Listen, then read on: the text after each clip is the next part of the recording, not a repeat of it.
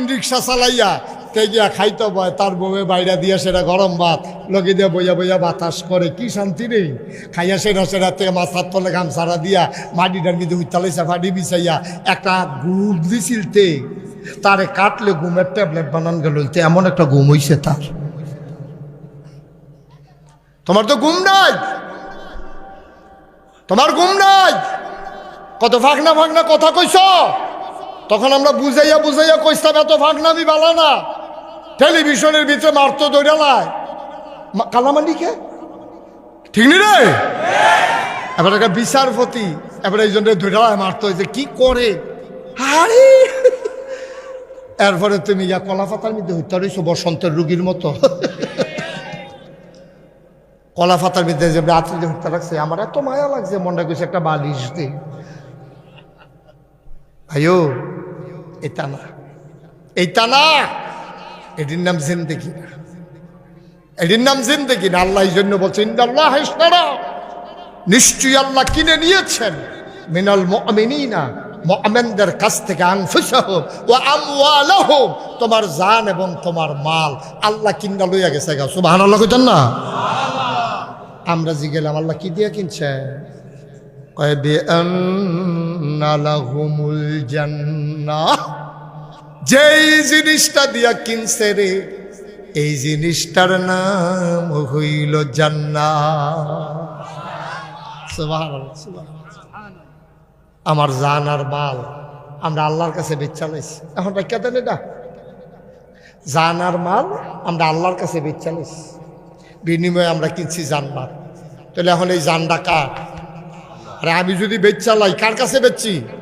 তাহলে এখন জানের মালিক কারা, মালের মালিক কারা? আসলেও তো আল্লাহ। আপনি বেচলেও আল্লাহ, না বেচলেও আল্লাহ।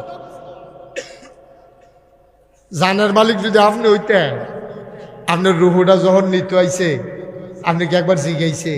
আপনি যদি ঘুমের ভিতরে মইটা রয়েছেন, আপনি যদি উষ্টা খাইয়া ফুটে গেছেন, সেজদাতে আর উঠছেন না। কই একবার তো আপনি আজরাইল জিজ্ঞেসেন না, ভাই আপনার জীবনটা নিতাম চাই, আপনার কি মত, আপনি মতামত দিলেন নেন, এই কথা জিজ্ঞাসা আজরাইলে? আমার কথা কেন জিজ্ঞাসে? আপনি বালা বেড়া, বালা বেড়া।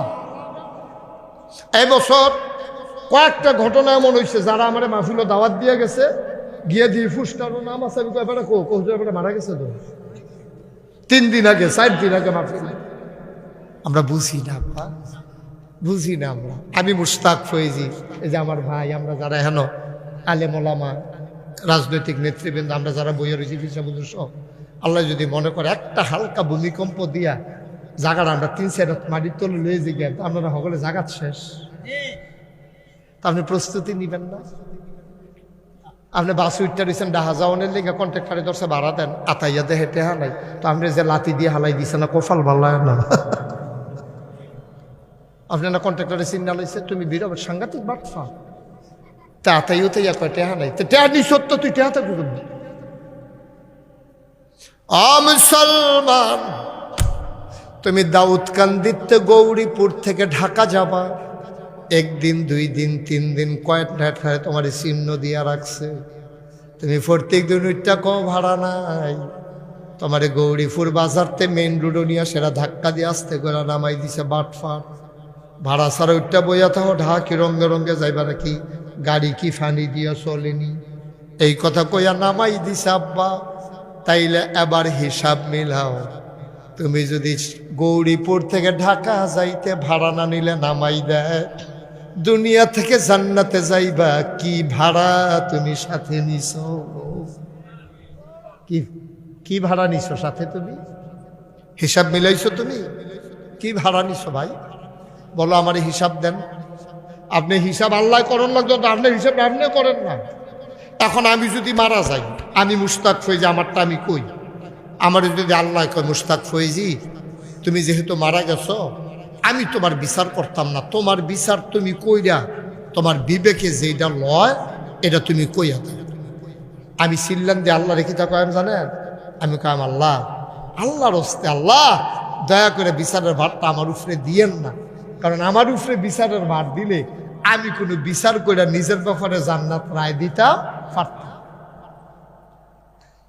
আমি পারতাম না। আল্লাহ ওখানে আমারটা আমি করলাম, আমি তো ঢাকাই শরীফ সাহেব আপনি তো মনে করেন কতটা মানুষ আমার রায়টা আমি নিজে দিলাম, এবার আপনারটা আপনি দেন, মনে মনে দেন, যার যারটা তেতে দেন। আপনি সকাল থেকে যেই কাজ করছেন এই রাত্রে পর্যন্ত কতক্ষণ পরে দুইতে লেগে, তা আপনি কি করছেন আমি তো আর জানি না, আমি কি করছি আপনি তো জানেন না। যার যার হিসাব তেতে মিলান। আজকে রাত্রে যদি মারা যান যে হুজুর ইনশাআল্লাহ আমি হিসাব দিয়া জান্নাতও যাইতাম পারাম, কেডা আছেন একজন হাত তুলেন যে হুজুর আমি ইনশাআল্লাহ হিসাব মিলাইয়া চাইছি জান্নাত না দিয়া যাবো। আমরা কি খারাপ কাম করবি না মানুষ? জান্নাত দেওয়া না লাগবে, আমি যেই কাম করছি জান্নাত আমি ফাই আমি, এরকম কেউ যদি ওভার কনফিডেন্স থাকে, কোনো আত্মবিশ্বাস থাকে, একজন লোক হাত তুল্লা দেখাইতে পারেন আমার নাই, আমার নাই এই আত্মবিশ্বাস আমার নাই, আমি জান্নাতে যাইতে পারবো না। কারণ জেদ্দুরা আল্লাহরে ডাকা দরকার ছিল, আল্লাহর নিয়ামতের যে শুকরিয়া আদায় করা দরকার ছিল, আমি কোনো সব জায়গা পারছি না। ঠিক কিনা কন? আপনার যদি ফাইডা থাকেন যাবেন না, আমার তো ডর করে। ইমাম গাজালি রহমাতুল্লাহ আলাই তিনি প্রত্যেক দিন বালিশের নিচে কি যেন একটা কাগজ রাইখা ঘুমাইতেন। ওনার বিবি, ওনার ওয়াইফ বারবার চিন্তা করতেন কাগজ কি, বালিশের তলে কি কাগজ রাহে, একদিনও দেখলাম না। উনি সকালবেলা উঠে যখন তাহাজ্জুদ পড়তে গেলেন ভোর রাতে, এবার বেগম সাহেব বুদ্ধি কইরা কই উনি যখন ওয়াশরুমে ফেহে সাইয়ালাই কাগজটাত কিতা লেখা, সাইয়া দেখে কাগজটাতে লেখা আমার কাছে যারা টাকা পায়, খেয়াল করে বললাম ওজন কত দেখেন কত, আমার কাছে যারা টাকা পায় তাদের নাম, আমি যাদের কাছে টাকা পাই তাদের নাম। বেগম সাহেবের রাইখা দিছে বাস কইরা। পরের দিন সকালে নাস্তা খাইতে বসে পড়ে জিগায় আপনি এটি কিতা লেখা রাখছেন? যারা আমার কাছে টাকা পায় তাদের নাম, আমি যাদের কাছে টাকা পাই তাদের নাম। বেগম সব কয় বুঝলাম না। ইমাম গাজালি চোখের পানি সাইরা দিয়া কয় বিবি গো, আল আল আন্নাউ মুনিসফুল মাউত, কয় ঘুম রইল মরার অর্ধেক, উঠলে সকাল, মরে গেলে পরকাল। ঠিক কিনা কও? উঠলে না সকাল, মরে গেলে তো পরকাল। বিবি গো, ও বিবি, আল্লাহ নবী ঋণগ্রস্ত মানুষের জানাজা পড়ছেন।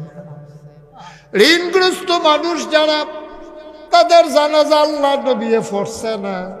বড় তাগিদ দিছে, লাশের সামনে গিয়া জিগাইছে এই বেড়ার কাছে কেউ টেহা পাননি, যদি দেউন না টিকছে নবীজি জানাজা পড়ছে। অনেক সময় নবী নিজে জিম্মা নিছে যে আমি ইনশাল্লাহ তার ঋণ পরিশোধ করে দেব।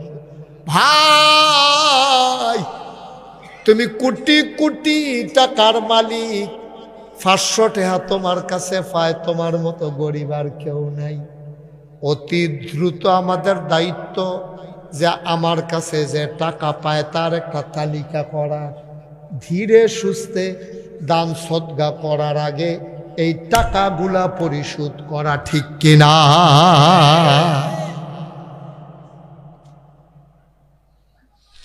আল্লাহর হস্তে আপনি এই ওয়াদা করবেন না যেটা আপনি দিতে পারবেন।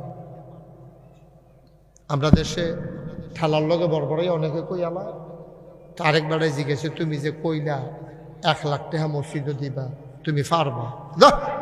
দেখি দেওয়ানের লিগে কইছি নি, এটা একটা ঝগড়া হকলে ছিলে কিন্তু আমার মতো মানুষে মাহফিলে 1 লাখ টাকার কমে কই কেমন লিগে কইছি, তো নিজে জানে দিত না।